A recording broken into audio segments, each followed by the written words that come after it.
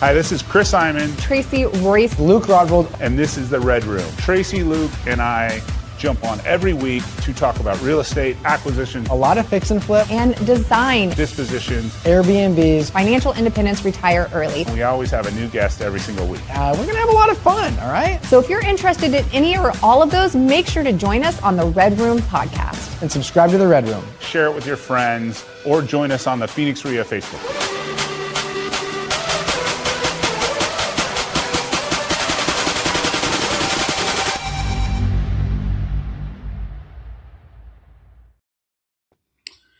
All right, we are on the 128th Red Room for the Phoenix RIA.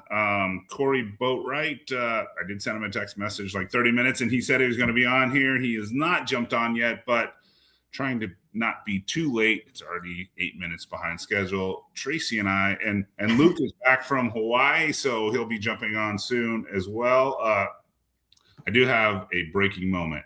We've been talking about that there are 25,000 units in Phoenix for, I think, about 4 months. Right. We're at 24,800. Do you think it's because they all went up in flames because of how hot it is, Chris, or are they actually being absorbed?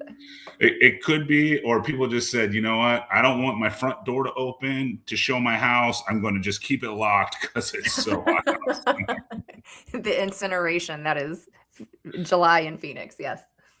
June. Yeah, so we had some interesting stuff. Oil just hit the lowest spot since March, so that should bring down inflation. Which, with inflation coming down, that should bring interest rates down as well. If everything kind of follows suit, it'll be interesting. And I'll ask you, Tracy, what you think about this? Is would a low interest rate, maybe dipping down to the 5.9 like we talked about in February, would it get sellers out and move around this heat to buy a house? What do you think? I want to say yes. My instinct is to lean towards, well, obviously that would be the case, but we tiptoed around that. We got right around 6, and we didn't see the sort of stampede that we thought, or even the movement that we thought would have gotten people off the sidelines. I think, in what I'm seeing and hearing from agents and investors alike, is it just seems like there's a lot of other things that buyers are considering now, with the exception of a little bit of that affordability, right? It's not like prices have gone down tremendously, and it's not like they're getting great deals, but it seems like if a house is beautifully redone, buyers are like, okay, we can afford this, but it's like they're taking a little bit more to get there. And the interest rate is one of the factors, maybe not necessarily the main driver that we thought it would be. Yeah. And I'm curious, like, I know my first 2 houses, and I'm curious that people that maybe jump in your flip school, do you ever get people that are just like, this is going to be their first purchase and they would like to save $50,000, save $60,000 on getting into that first house? Because obviously, if the interest rate, even if it's 6 or 6.25, if you're entering maybe at $100,000 less, but then you put 30, 40 in rehab, and you maybe get like a 10% equity starting out. I mean, I feel like that's kind of gets you going, right? Yeah. I want to circumvent the direct question, because I wonder about how much watching HD TV shows has spoiled buyers' expectations. It used to be such that you would get a starter home or condo at a really inexpensive price. And I understand pricing has changed dramatically over the last decade. But you have cabinets and laminate. Mm-hmm. Hold on. What's up, Cory? Yeah. My daughter emailed it to you. Should be on the top of your email. It was probably just the one in my Hotmail. Just email me at both my email accounts, because she's watching right now, and she'll email you the link.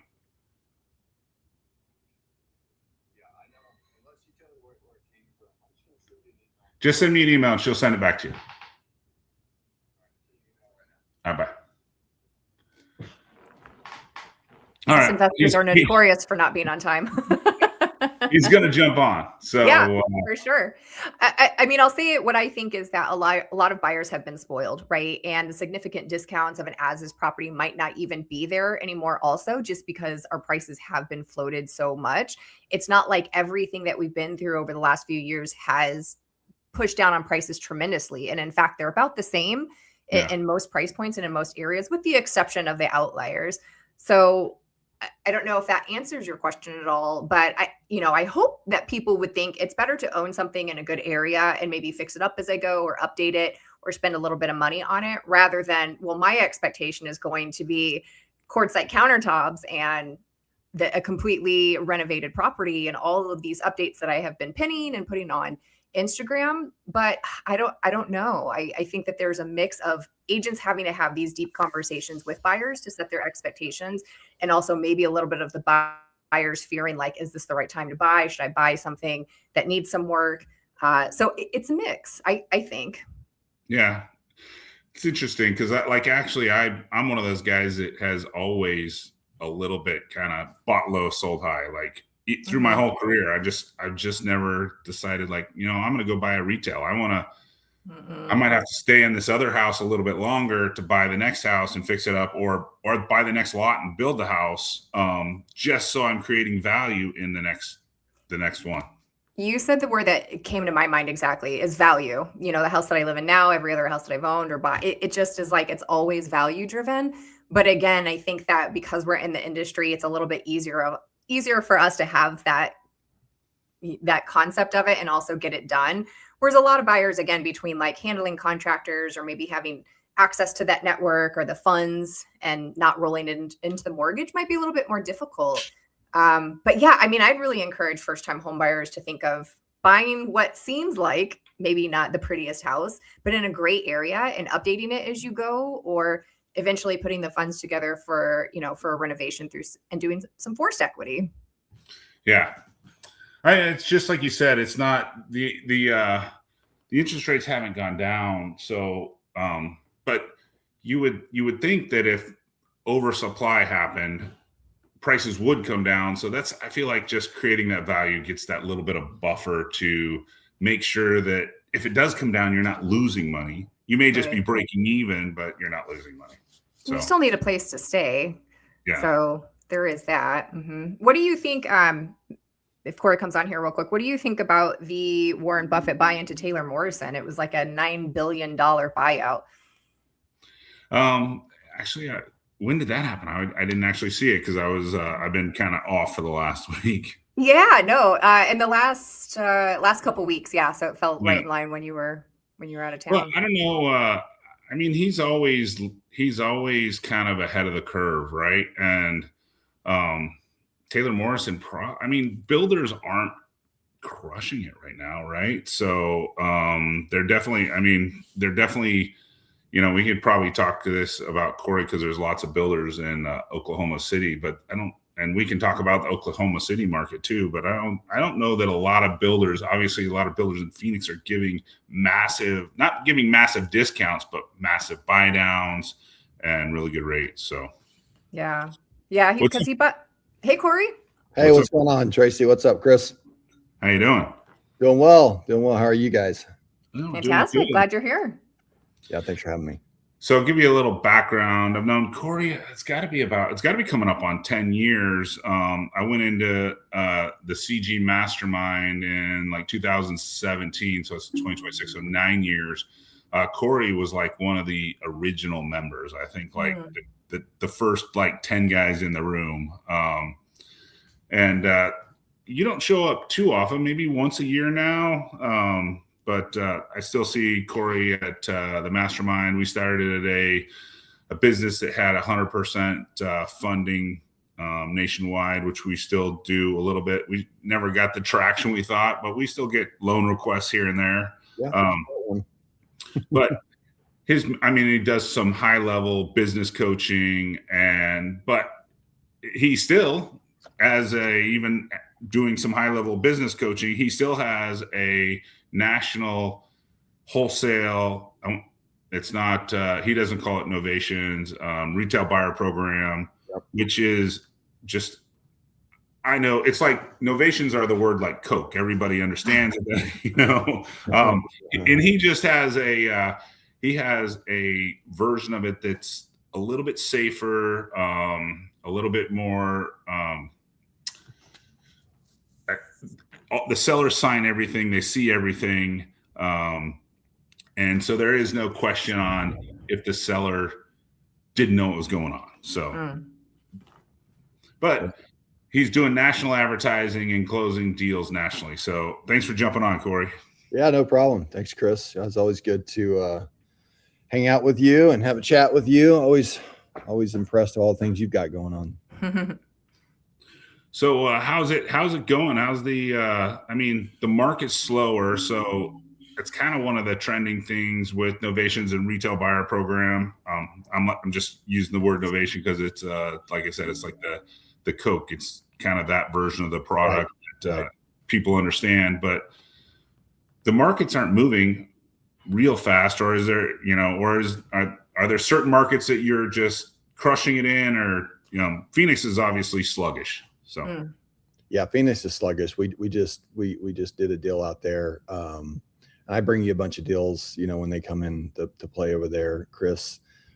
So we're, it basically comes down to where you're targeting to find the best deals. And the Midwest and the South for us is still some of those better pockets where we can basically acquire a deal for still under $2,000 to $3,000, and still be upwards of 19 to 21,000 on our average kind of rip out there. And then you start going to East Coast, West Coast, things with mountains, oceans, things like that, your cost per deal goes up about double, sometimes triple. But also your profit can be significantly higher too, but it's just more risk involved. And so, we just find that a lot of the Midwest and South deals tend to move a lot faster than some of those other deals, and some of those deals that we get out like San Diego, or even on the other side in New York, which I hate doing any kind of deal in attorney states because they take forever. But at the end of the day, it just comes down to being smart on where your resale number is going to be. And you got to buy cheaper right now. You got to buy deeper right now. You cannot buy the same way that you did 2 or 3 years ago. It doesn't work. And so, we're getting to a place where we feel like we're getting pretty good at where we know we need to buy it. So when we turn around to resell it, we can still make what our projected is or over.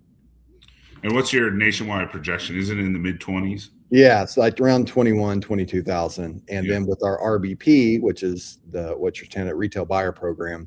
And really the difference between novations and RBP is, as novations, oftentimes you open title as the buyer and then you novate out to a new buyer.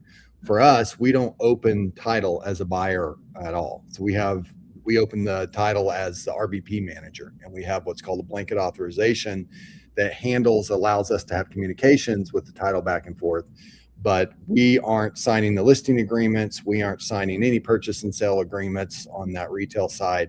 And any of our kind of documents that we have between the seller is kind of like a client privilege, like an attorney would have. So none of that is ever, mentioned. So we just basically are the RBP manager, and then we do what's called the receipt method. We invoice title, and it's just a lot cleaner for us. It also makes, from what we're told from title companies, a lot more properties close, because at closing, a lot of novation deals explode. And, that's just not something that we've seen in RBP really at all, or from a lot of the students that learn that. Sean Terry and I Sean Terry helped me promote that, Chris, and we did several, millions of dollars in sales, and then with our students doing a lot of the deals in RBP, they're doing, millions of dollars. And they've also told us that, it's just been a lot easier transition than what they've had experience on. Some of them doing novations before, and some of them never doing a novation. So how did you make the leap, and how do you help your students make the leap from, say, I'm a wholesaler in Phoenix, it's sluggish. and I want to get into a new market. It seems like it's doing quite well. I see these guys on Instagram or I hear in these masterminds or whatever. But what I see from, a perspective of someone that doesn't do nationwide is that the analysis by paralysis and all the intricacies of the transaction type, like specific to what you guys are saying, becomes the black hole of never getting past the gap of I work here, now I'm opening up different markets. What's a distilled way that you can offer of how you help your students get there? Sure, Tracy. So bottom line is, when you work with myself or someone that does nationwide, I'm going to help you avoid a lot of landmines that I went through. And it cost me a lot of money, 6 figures plus, on learning the ins and outs of what not to do, what to do whenever you're, buying. I'm in Oklahoma, right? And I'm closing deals in Alaska. We just closed a deal of 10 acres in Alaska, right? Like that doesn't happen unless, you've had some bumps and bruises along the way, learning what to do, what not to do. So that's one of the biggest things is having someone to kind of hold your hand and walk you through where not to step to blow up and to spend multiple zeros behind expenses. But on the other side of it, it's also important to realize what your goal is. And sometimes I will tell people, listen, it's probably smarter for you to stay where you are. We'll go through and we'll do a pretty deep dive in their market. Oftentimes people want to go wider because it's kind of they think, oh, wow, there's too competitive here. I know all the wholesalers, whatever it is. And oftentimes that's just not the truth. It's just a lie. They need to dig deeper and look and see what the data tells them. I know Chris is really big on the data too. It's like, what's the data really tell you? And when you get to that point, that's when you can start to put together a plan, Tracy, on what the result that person wants to achieve. And sometimes it's just doubling their money. Some people come to us and like they're just making 100,000, they want to make 200,000 a year. Other people are making 50,000, they want to make $1 million a year and whatever. And it comes down to how much do you have for your resources to be able to, what I call hang time. How much hang time do you have, right? It's kind of like your cash flow conversion cycle of whenever you're kind of thinking this thing through. You can't think that you're going to make this happen in 3 months, 6 months. It's going to take a dedication, right? And it's going to take you running it like a business. And so first off, I don't work with people that just put their toe in the water. So that's the other thing is you're going to have to be committed. If you're not committed, then it's probably not the best move for you because you're going to have some things that are not going to work. We're going to be testing a few things, but hopefully we're going to avoid all the big landmines and maybe just hit a couple of little traps along the way. But that's the big thing. It's really figuring out what's the result that they want. How much resources do they have? What's their hang time, and what kind of expectations that they have realistically to be able to reach that place where they want to be. Right. And I can't imagine this is the environment to be able to make mistakes like you could have 5 years ago and you get floated. I would imagine you'd have to be really dialed in. Like you said, there might be a couple bumps that's going to happen regardless versus I can make a 5 or 6 figure mistake and get floated on the next few or whatever it is because the market keeps going up. Right. And the market makes a lot of people look like a genius. Right. So it's timing, you gotta know your business. It isn't like you can just throw an ad up there and, someone's going to tell you how, like those days are kind of over. Like you have to be a professional. You got to know your business. You got to know KPIs. You got to understand what is it going to look like realistically. Even if you get a deal under contract, Tracy, it doesn't mean it's going to close. People are, I got this many deals. It doesn't matter. How many deals did you get that are closed, right? That's when profit is realized. And I get frustrated about people. I got this many deals under contract. Who cares? You might lose all of them, right? Because especially when you're doing nationwide, title issues are some of the big challenges that you hit, right? Because you're not there. You can't kick you're taking the word of sellers, which almost all of them are liars, or you assume they're all guilty until proven innocent. And, then you're dealing with some other, title things, issues. Maybe you're if you don't have a title company that's kind of servicing where you want to be, you're kind of learning that title agent and how their process is. And if it's going to be an abstract state, it's going to take 2 to 3 weeks. Well, now you can't close in time. So you got to figure out all these different things. But once you start to take those things in consideration, right, it's just all now a part of the process. It's not something that's surprising you versus, it's something that can throw you off your game. There's a couple of things that you've mentioned that keep standing out to me. One was what Chris had mentioned about transparency, right? And then the topic du jour that really comes to mind as I hear you talk more is how wholesaling has changed even in the last few years. Again, as someone that doesn't do wholesaling, I'd be really interested to see what you've seen from a perspective of all these wholesaling, groups and ads to like get into it. It's easier to get into that side of the business, and then actually how it is real world boots on the ground these days and what you see from a global perspective. Sure. So it's really getting a lot harder. I mean, one of the reasons that Chris and I started our takedown funding was because of the regulations that were coming with wholesaling. And, it seemed like it was just a make sense idea. There's going to be more people, more wholesalers that are going to need cash because they're not going to be able to assign these deals the way that they normally could. Or having challenges potentially on double close or whatever it is with wet funds and dry funds. So we wanted to have a solution for them, and it is a good solution, and we've helped some make some good money on it. But the regulations are, just getting tighter and tighter, Tracy, on wholesaling. And to be candid, I like working with agents. I think they can be really helpful. Some of them are really great. Some of them are extremely lazy and don't do anything. But the bottom line, NAR hates wholesalers, right? They feel like we're stealing their commissions. We're the ones taking grandma's house and stealing equity, we don't care about anything besides the money. We're throwing the cash up and the Bentleys and all this other BS stuff that is a bad representation of what real businesses, much less real wholesaling businesses, should be.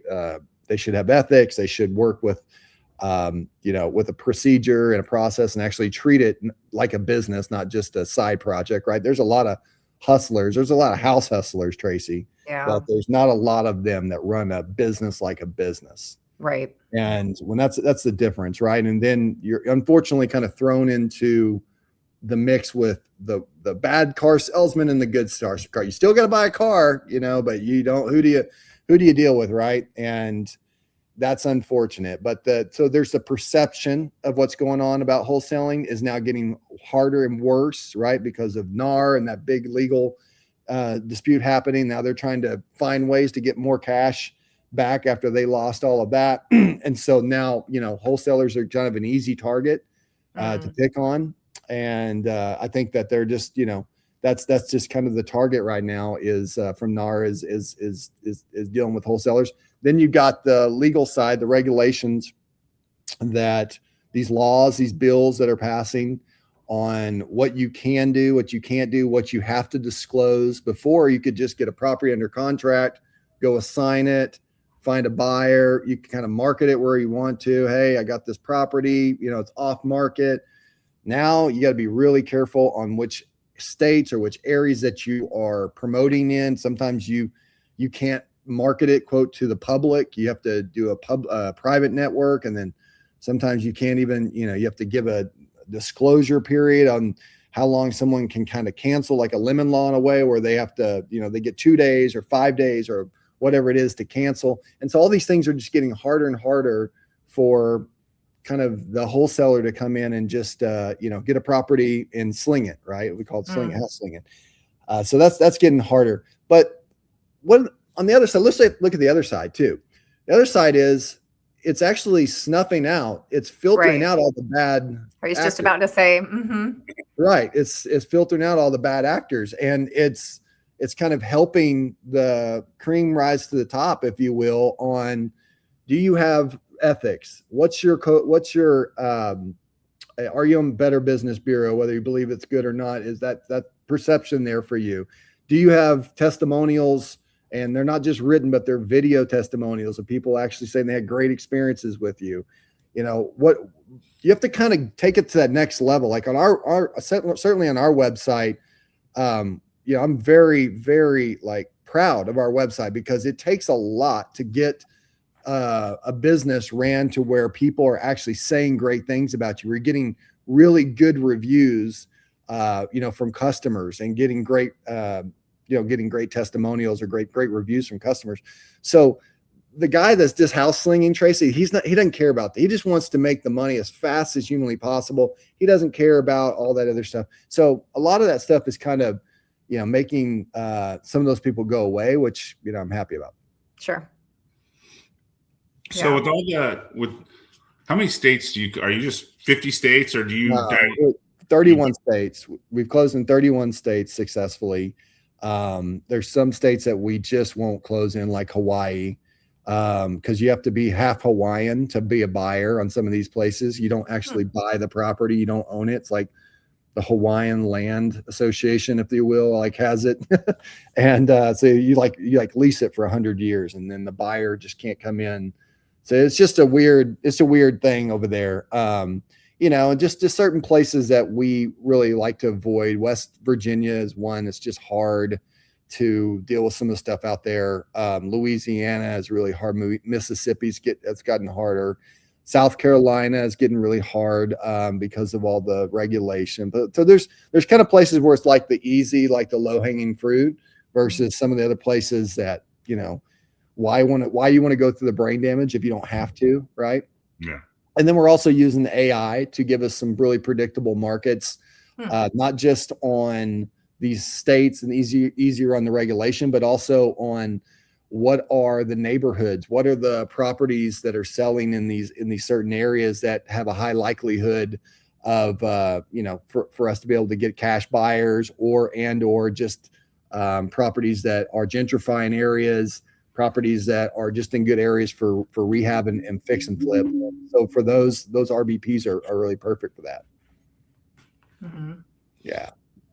Are you just using like you get something under contract and you dive into that one? Before you start marketing it on the dispo side, you're just like, all right, let me dive into some Claude or ChatGPT and see if it can get me a better description of how I should dispo this one versus just throwing it out there. Yeah, 100%. I mean, you all heard that, you make the money when you buy it, but I mean, true, but you realize your profit when you sell it. And so at the end of the day, it may feel good that you made this phantom equity when you buy it, but you got to be able to sell it, right? And so we put a big emphasis on what's these properties actually selling for, and the ones that are that are pending right now, and the ones that are selling, right? The ones that have sold, the ones that are pending. So we put a big emphasis on that, not just what these quote just a sold comp. We look at the ones that are pending as well, and what's active, as well. We definitely know if we're going to be selling to a cash buyer over there, if it doesn't qualify. Well, we have like qualifications on RBP, and it's probably the same thing on novations, but not all properties will qualify, right?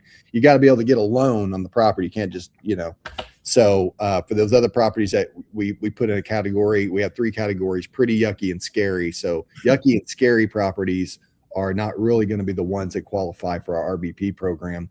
So those, we know we're going to be looking at a cash buyer, and we just got to make sure that we're not buying that, Chris, the same way that we're buying those RBPs. We got to buy them deeper. We got to have a bigger reason why that we can buy them deeper. And we got to figure out the markets that we're going to be selling to. Is it going to be most likely an out-of-state buyer, or is it going to be a landlord buyer, or a fix and flipper? So, there is a process that we go through whenever we are looking at a property to buy it and then turn around and dispo it. There's a process of thinking that we go through before we send them a contract. Gotcha. Mm-hmm. What I'm hearing too is how there's this convergence of old school foundational things about business, like run it like a business. I know it's crazy for us to think, but this actually is a business, not just a slinging deals kind of thing, and hope you make $1 million a year, as well as integrating things like procedures and different outputs on evaluation, and integrating AI as well. So how do you see that evolving over the next couple of years as far as getting more streamlined with your business and your systems, and how that's going to help your business as things change? Because for those of us that have been in the business as long as each of us have, it's like things just get more different, but some things stay foundational. So what do you predict over the next few years for wholesaling? Sure. I think AI is a disruptor and it's going to continue to disrupt. I don't think AI is going to take your business. I think people that someone that learns AI is going to take your business. So you've got to engage with AI. It's not going away. You might think you're Campbell's soup and you're just invincible, but at the end of the day, this is not the case. AI is here for. I used to think that a seller isn't going to talk. So let's say this. In Phoenix, we used to pay $350, $400 for a lead. Okay. Do I want to give AI this lead that I just paid $400 for? Or do I want to give it to a live person? Right. Well, before I just say I want to give it to a live person, that way they're going to feel important. They're going to feel listened to, heard, and all these other things. I'm totally learning some things new now. We are letting AI talk to sellers. They are answering questions. We are being upfront to them that we are an AI assistant, right? So they don't have any expectations that they're talking to a real person, but that AI person, as they start to engage and they're asking good questions, almost the seller forgets they're talking to AI. That's what's crazy, right? Mm-hmm. And then you can get them to a point where it's like, okay, we're ready to start talking about, what an offer may look like. Then we can do, okay, great. Let me get a live transfer. Let me get our Bobby, our acquisition manager. Let me see he's available or whatever, right? But I think sooner or later they're going to be probably like, okay, let me transfer you to the head robot. And that's an AI person too. And now there's going to be AI negotiations. But that AI is definitely, and here's one of the things interesting. It's because it's speed to lead, Tracy. Even if you say, well, you have 10 leads and you're the type of person that's like, I don't believe in AI. I'm just going to have, just real person, real conversations, my heart, shake my hand, kind of old school way of thinking, which I'm a proponent from, certainly being in Oklahoma where I'm like, yes, your word's your bond. And you have these old school kind of ideas of no one's going to talk to, quote, a robot or AI or all these other things. But there's the other side of it too, that speed to lead, the fact that those other people, those 10 leads, it might take them a couple hours sometimes a day. I mean, I've heard people sometimes getting back somebody a lead in a day because they're just too busy, or maybe at least an hour or two. Whenever my AI is getting back to you within the first 60 seconds, right? Like that's a big difference. You can go through a lot of those, right? And like getting back to a person that fast to be able to get just an idea if they raise their hand, if they're interested in an offer, is a big deal, right? And so speed to lead on AI is really a game changer. And I think it's going to come down to more of a volume game. People are going to start understanding that you're going to have a lot of leads. And yeah, some of them, they may have not have responded. They may have responded to you differently if they didn't talk to an AI or weren't first approached with AI. But you're also going to get a whole lot more people engaged, just from the volume of those, from the speed to lead that these other people are just not getting to. And then as soon as they get off the phone, Tracy, they're calling somebody else. They're calling Chris. They're calling you. They're calling somebody else as soon as they get off the phone, right? And you don't even have a chance. By the time you call them back, a live person, they've already sold to somebody else, versus a AI can actually engage, can actually get their information, can actually build some mini rapport, and then even have a chance to do a live transfer depending on that level of rapport that's built. You can build things in like a hot lead or whatever, and the AI recognizes it. So I think the AI is going to be the future of our business. I think it's a completely disruptor, and if you're not engaging in it and you're not really looking at it seriously, you may not have a business in a few years. Sure. And when you look at adaptation and acceptance too, I mean, it's like anywhere you go in public, you see little kids talking to whatever LLM of choice. I'll just use Chat GPT because it's the most widely known, but grandmas are using it too. And it just seems like once grandmas have started, hey, can you bring up this recipe for me? Or how do I do this? It's like they've generally accepted, even if they don't really understand it. So I see it from a perspective of, regardless of if it's real estate or recipes, that people are now comfortable with the expectation that they go online and look something, the AI answer is first going to be there. They need a quick answer. They type it or say it into an LLM. So I think that that's something that people need to embrace. You can fight it all you want, but to your point, if you're not doing that, how the heck are you going to compete? And I think to your point, you're just not going to be able to as much. It's going to be really hard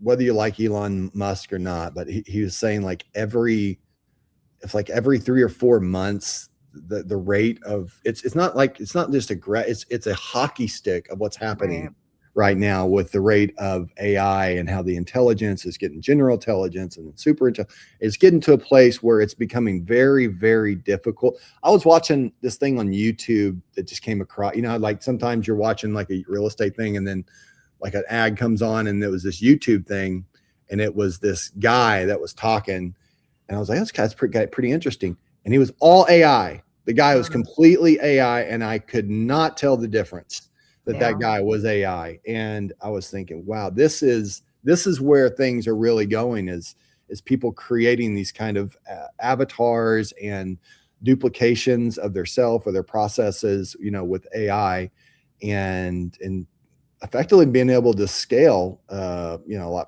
Is it going to have challenges? Sure. It's going to have its challenges, but I think you're going to see a lot more benefit versus the challenge when someone really just focuses on. I think Elon's also said like, it was Elon or somebody else that said like, it's Mark Cuban. Mark Cuban said, I think we'll see in our lifetime the first billionaire that's a one person just using AI. I remember that. That's just hard to think about it, right? But think about it now. Even saying the word billionaire, it's still impressive, but it's not quite as impressive as it was now, like 3 or 4 years ago. I know it's still impressive when you really think about how hard it is to actually become that. But now when we're starting to hear this term billionaire, it's not, it's like trillionaire is like the new thing now, right? It's like, now the next thing is going to be trillionaire. And so I just think it's going to be easier for people to make money, scale businesses, and, scale their team, things like that when they use AI as one of their disruptor tools. Yeah.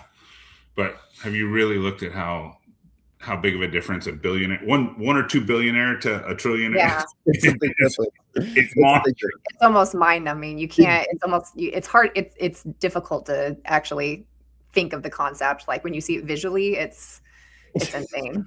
It's crazy. I even from 1 million to 1 billion, to a trip, it's insane. But I was going to say something with that people think, I think there's a post, I made a post a few days ago. It wasn't my post, so I reposted it, but it was really good. And basically the concept was people think that Elon Musk became the first trillionaire. And he was like, he should just feed the world, because if he has enough money to do, he could just feed every single person. And people don't realize like none of that money's pretty much real. It's like almost all stock. Yeah. Like it's not like you could just go in and I have liquid $1 trillion, So all these guys, they get all this big money, but most of it's just, it's not liquid. Yeah. Well, Cory, we appreciate you jumping on. This is usually just a half-hour conversation, and Tracy's too engaging. She asks too many good questions. Hey, man, I mean, this could be another hour. I think that there's so much that we could get into. That's why I recruited her, because she's got a lot of good questions. She's got really good questions. I'm curious. The people want the answers. Well, I could spend an hour talking to you, Chris. I always call Chris the human calculator, man. Like yes.